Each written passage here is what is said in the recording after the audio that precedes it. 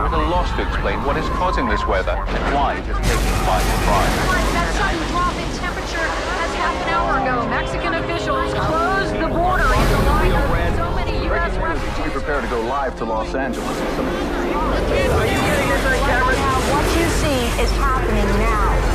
Look over there behind me! That's a tornado! Yes, a twister! This is just massive.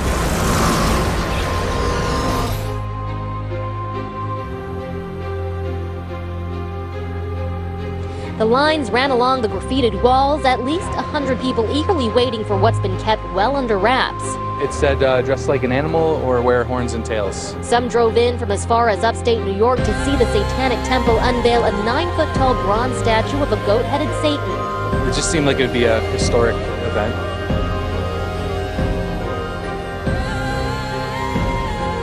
Look at this huge tornado up in Manitoba, Canada. This was on Monday, and get this tornado was on the ground for 2.5 to 3 hours straight.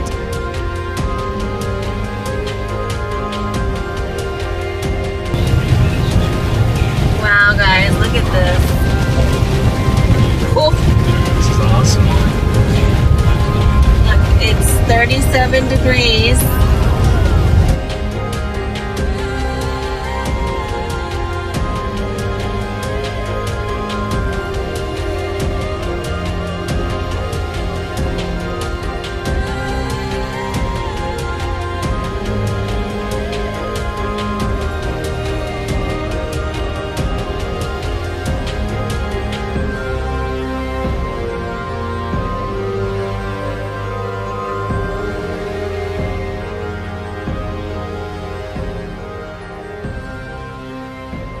Well, it's an event that's created a lot of buzz among local churches and Christian groups. The largest public satanic ceremony in history happening right here in Detroit. 7 Action News reporter Jane Park is live with us tonight. Jane, organizers went to great lengths to keep this a private, exclusive party. What's up? They really did, Dave. Now, we are standing along Grand River, and the building behind me was where guests originally came, but shortly after they were let in, they were told to go to a second undisclosed location where we're to believe that party is going on right now. The Satanic Temple made it very clear it would be their members and their guests and not our cameras that will be getting a first look at this much talked about statue.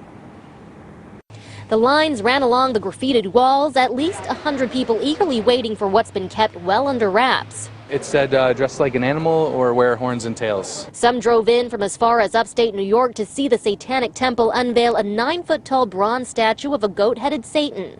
It just seemed like it would be a historic event. The guests came dressed to impress. Each paid at least $25 for a ticket. Security inside was tight. No cameras or media allowed in. No cell phones and photographs allowed. The secretive nature of the event didn't prevent a few protesters from attending. We figured, well, if they're going to unveil a statue and show a statue, well, we're going to show the statue that beat this statue behind the scenes in reality. That's, recounted in the St. John's Apocalypse that St. Michael and his angels defeated Lucifer and his angels. Members of the Satanic Temple, who say they stand for the separation of church and state, kept mum Saturday night, focused instead on showing their guests a good time. Some came out of curiosity, others just to appreciate the art. And they say don't knock it just because it's not your taste. A sculpture or a piece of art or a tribute to something that they don't understand is not necessarily going to impact their religion or their beliefs. There was so much buzz about the night, Detroit police set up outside just to make sure the Satanists and the naysayers stayed civil. We support anyone's First Amendment right to practice whatever religion they want or to come out and protest against that, their freedom of speech. So, we're there basically to protect the rights of everyone involved. In the end, the group made good on its promise to make this an exclusive event. Guests patient enough to make it through the line were promptly sent out the back door where outsiders can only imagine the real party awaits. A party, we're told, is supposed to last well beyond midnight. As for the statue, it could end up at the Arkansas State Capitol, where there is a Ten Commandments statue also planned. Live near downtown Detroit, Jane Park, 7 Action News.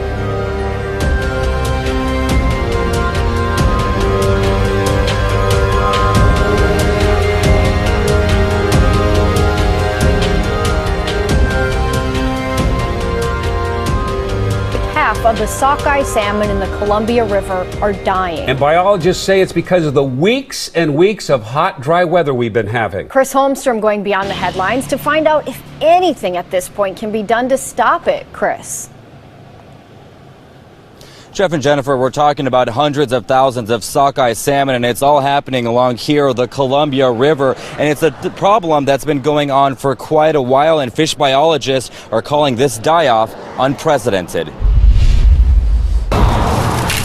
For Nick Blevins and his family, fishing in the Columbia River is part of their livelihood, and it's being affected by the warmer, drier weather. The fish are not looking in good condition. Especially the sockeye salmon. Some of them will have lesions on them from the scars they get from making their way upriver and stuff, and they just get infected by the warm water. I found out the cold water species are dying by the thousands. Some even predict more than 250,000 sockeye salmon returning from the ocean to spawn are either dead or dying in the Columbia River. It's this mass die-off that's also affecting other species. Once they start dying, the sturgeons start feeding off the sockeye, and then that's not good because the sockeye already have gill diseases in them and lesions, and then that's like contaminating the sturgeons to where they're going to die. In fact, I learned in just the last few weeks, more than 50 sturgeon have died. These pictures taken near Tri-Cities, Washington.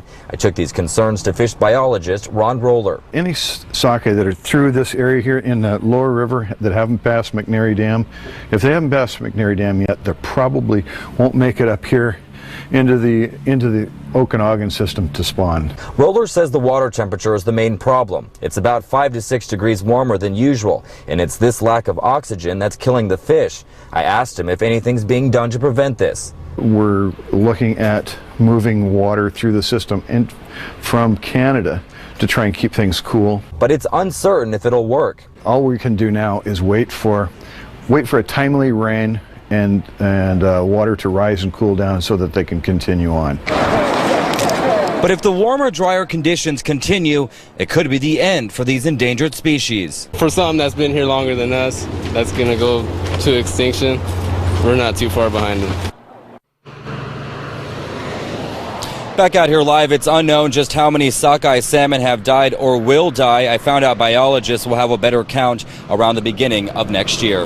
Reporting live near the Columbia River, I'm Chris Holmstrom for KOIN 6 News. Okay, Chris, keep us updated about that.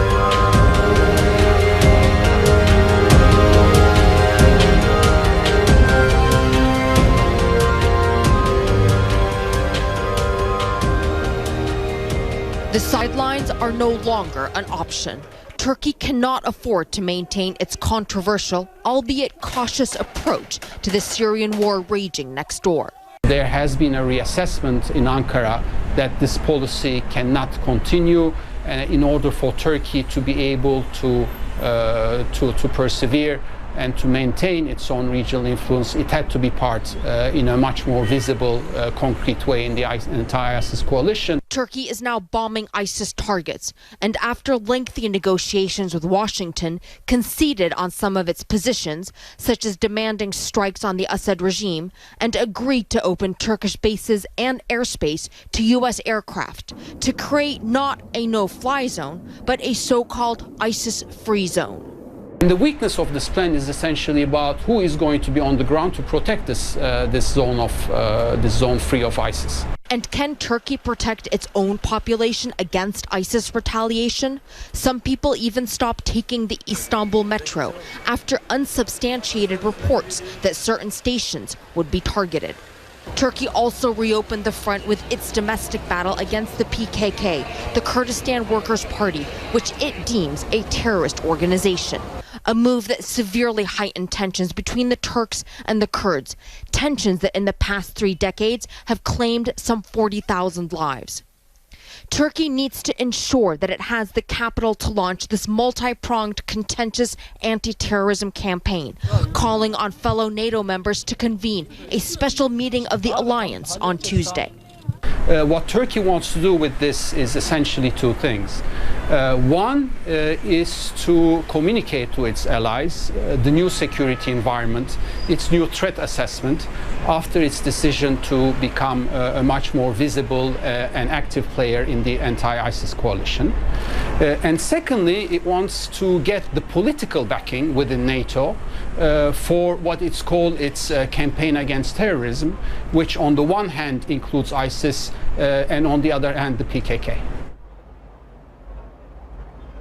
These are all very intricate maneuvers, Mac, in the regional game of chess, ones that may help to diminish ISIS's capabilities, although not necessarily defeat the terrorist organization. This is not a game changer when it comes to the broader war on ISIS, but it most certainly is a change in how the game is being played by Turkey.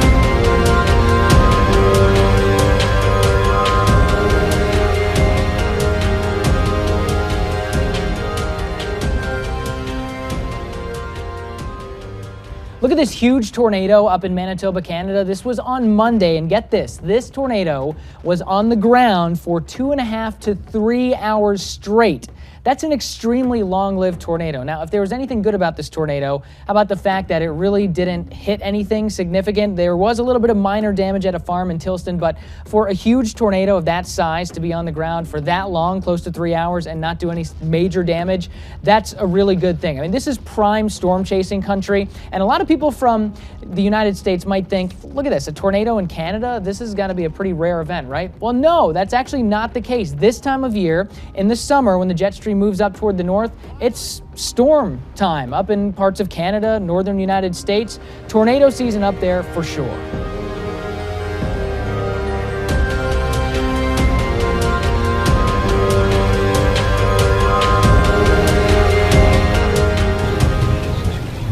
Wow, guys, look at this. Cool. This is awesome. Look, it's 37 degrees. Snowing.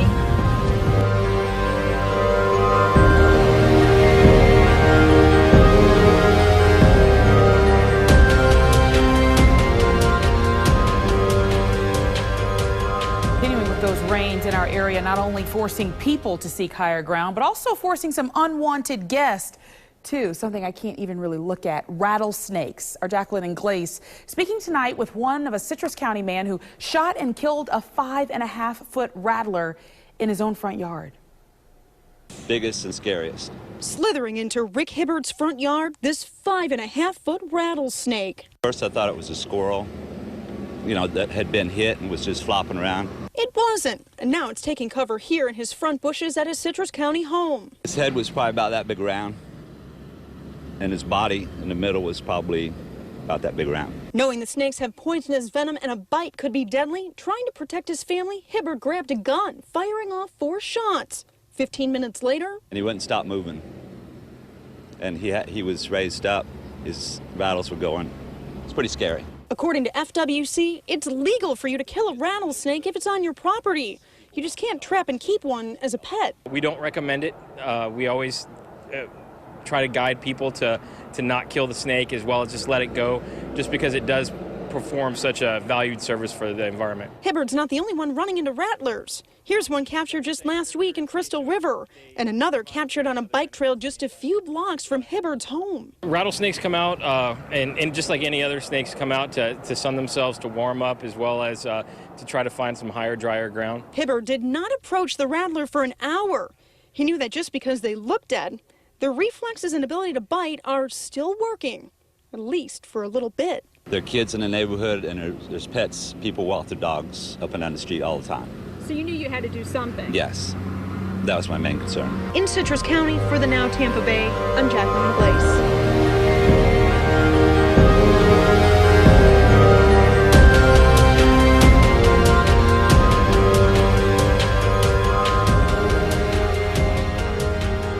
Tonight to help you get ready for the big earthquake. Yeah, our core Harlan is watching out for you and met with a group working to prepare Portland for all kinds of disasters, and he found one neighborhood especially at risk.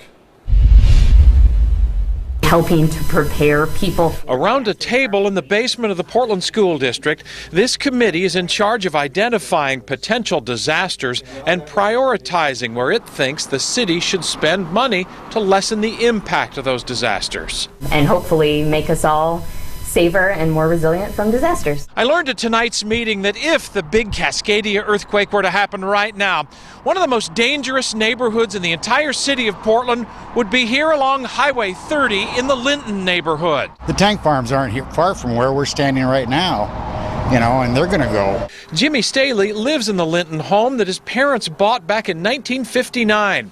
I found out tonight 90% of fuel used in Oregon comes through one of the many gasoline storage tanks along Highway 30. There's worry about them rupturing or even exploding in the case of a really big earthquake, and Jimmy can see some of those tanks from where he lives. Is it a concern? In the back of our minds, it is. I know that the neighborhood association and some of the people in the neighborhood are proactive on that issue, but we know it's here. We still live here. And if gasoline storage wasn't enough of a concern, the City of Portland emergency planner also told me about several other factors making Linton among the most dangerous neighborhoods to be in when the big one hits. It's also in the floodplain, in a liquefaction zone. It has wildland fire interface risk, and it has one way in and one way out. The working group is helping the city plan for disaster with an eye towards making sure lower income parts of Portland don't get left behind in the preparation. They'll present their work to City Council sometime next year. In Linton, Cor Harlan, KOIN 6 News. Well, tonight was the committee's first meeting, so they don't really have any solutions yet, but they'll be working over the coming months to develop plans to make neighborhoods like Linton safer.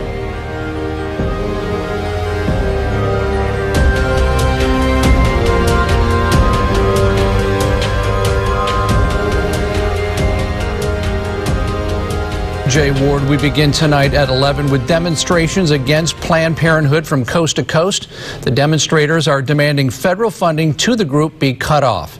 This after an anti-abortion group called the Center for Medical Progress released a third video secretly recorded showing a doctor talk about pricing to buy parts for organs from a fetus for research. Planned Parenthood says it does accept money to reimburse the cost of transferring the fetal remains. Now, Planned Parenthood says it never profited from the sales and has done nothing illegal. Now, that nationwide protest included Santa Barbara. Protesters marched outside the Planned Parenthood offices on Garden Street. News Channel 3's Tracy Laird joins us live. And Tracy, it sounds like it was a peaceful protest. CJ, when protesters showed up here at the Santa Barbara clinic, Planned Parenthood called the police to make sure they didn't block the entrance. It turned out to be a peaceful protest, but a controversial one. Planned Parenthood protesters say they believe Planned Parenthood sells fetal tissue for a profit. They say secretly recorded videos prove it. The way she was talking about how this could be a Lamborghini payment, how many human lives does it take to pay for a Lamborghini? How many human lives does it take to actually be that down payment? And to be so nonchalant about their lives, about the fact that they had no choice, about the fact that they're just being sold off as if they're objects and not people. Planned Parenthood says Santa Barbara's location does not offer patients the ability to donate fetal tissue for research. Other locations in Southern and Central California do, but they say reimbursement only covers clinic costs. In the video, one of our staff members speaks in a way that does not reflect that compassion. This is unacceptable, and I personally apologize for the staff member's tone and statements. Many of the Santa Barbara protesters say they oppose the morning after pill and other forms of contraception too. They'd like to see Planned Parenthood shut down. All life does matter, and we've gathered quite a few people from different spectrums of the world, and we said, you know, let's put it all aside and let's do it for the children. Presidential contenders are quickly weighing in. While Rand Paul wants to cut funding, Hillary Clinton says the denial of family planning confines women to lives of oppression and that abortions should be safe and rare. Protesters say they'll be back.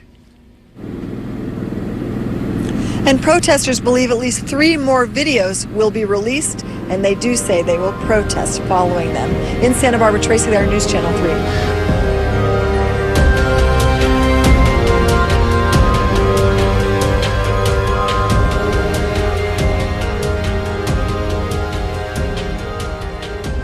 We are going to go live now to Goleta, California, where officials have shut down a beach after kayakers reported an oil slick. You are looking now at live pictures. The Santa Barbara Fire Department is telling CBS News that a sheen about a half-mile long has been spotted in the water. The U.S. Coast Guard is investigating the source of the spill. You may remember it was in this area not long ago that there was an oil spill. And so the question right now is, could this be the remnants of the oil spill that happened recently, or is this a new spill? CBS News has been told that kayakers and boaters in the area apparently came back to the shoreline and actually were covered in oil.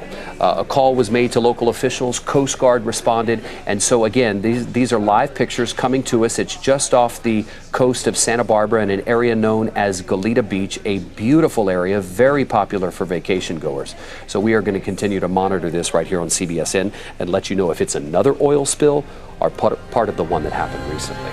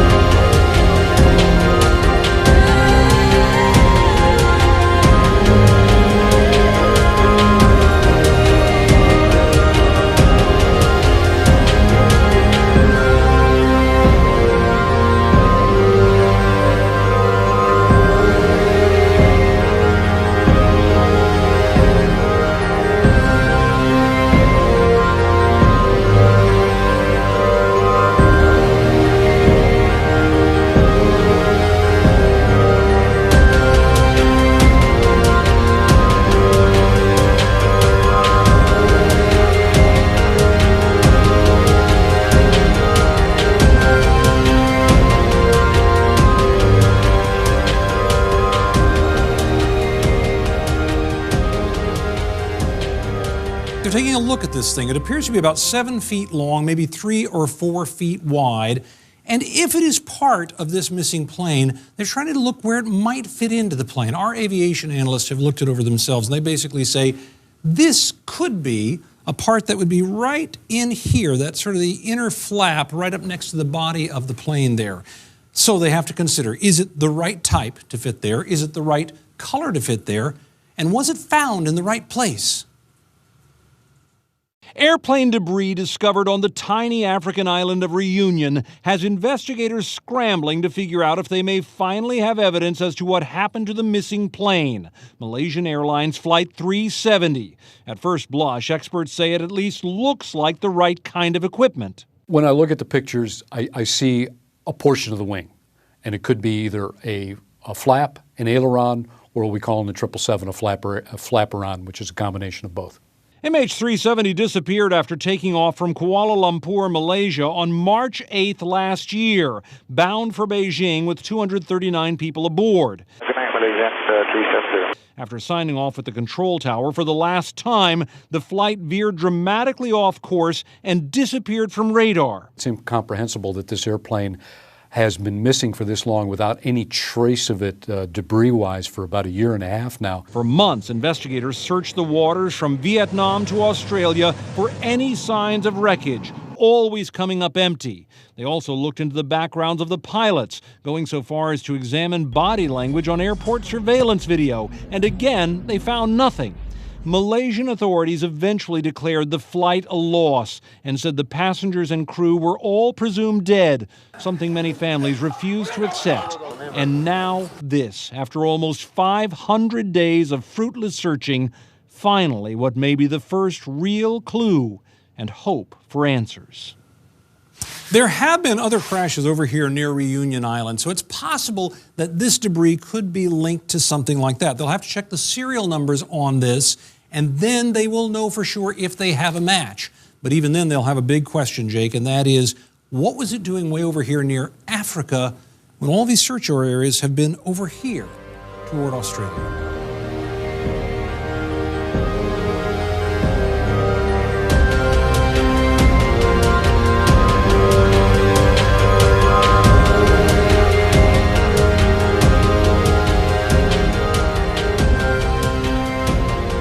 New developments in the police shooting death of a man in Cincinnati. The officer who opened fire is charged with murder.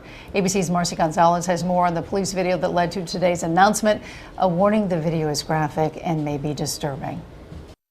This body cam video shows the moments prosecutors say a Cincinnati University police officer became a murderer. Good, take your seatbelt off. Stop!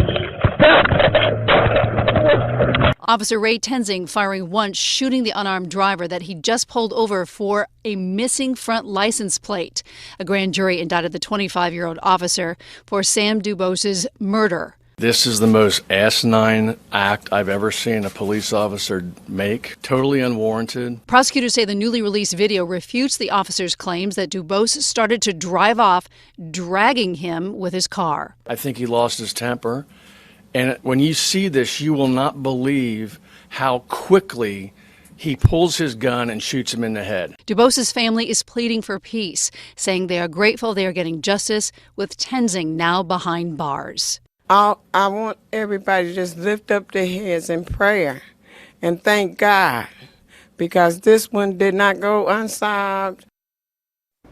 Tenzing turned himself in this afternoon and is expected to be arraigned tomorrow. His attorney says he feels terrible about his death, Dubos's death, but maintains that the officer shot because he feared he was about to be run over.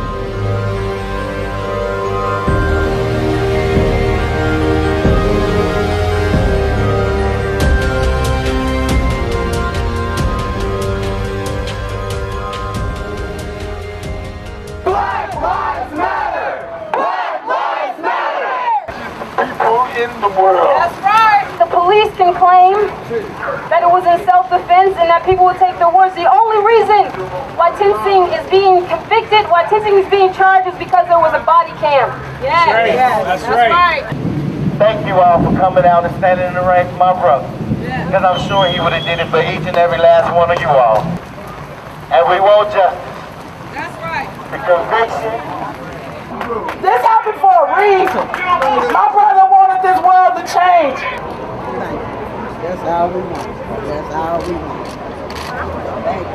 Thank you so much.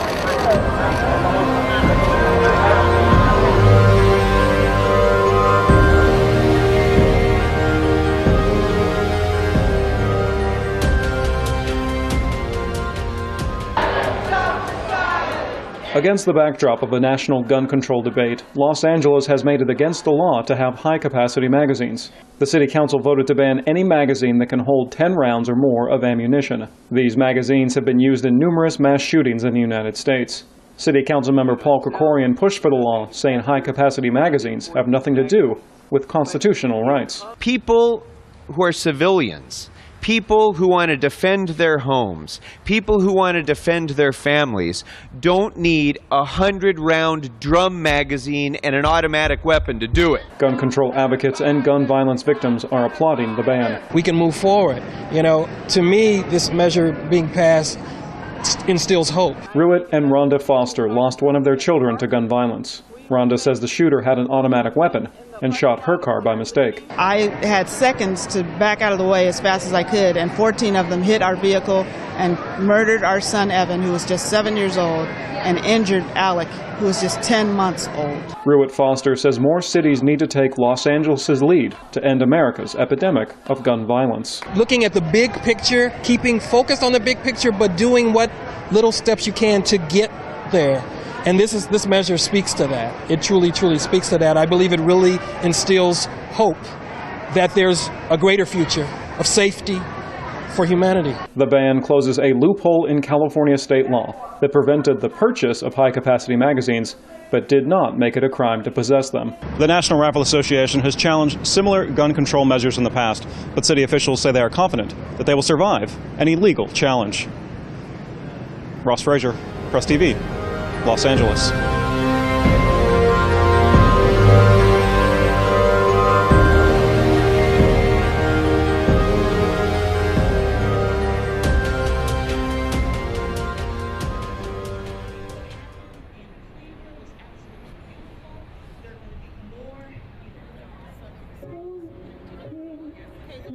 Mama, mama, can't you see what the police have done to me?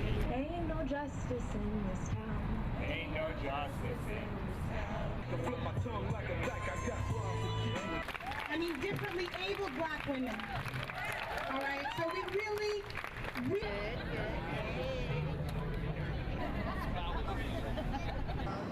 You know, that could be me, that could be someone else I care about, that could be someone else I love, and it's terrifying. It's really terrifying. And we're here because we're worried that we'll be next, you know, as black women. That's why I'm here. Impacted by state violence.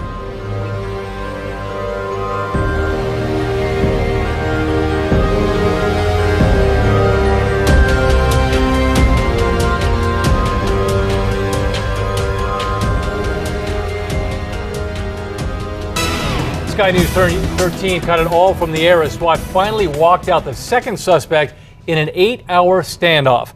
He had been holed up in a tire shop near Louisiana and Zuni. The suspect, 36-year-old Martin Duran, still tried putting up a fight, even in handcuffs. His accomplice, 28-year-old Alicia Lopez, gave up hours earlier, leaving him behind in the tire shop.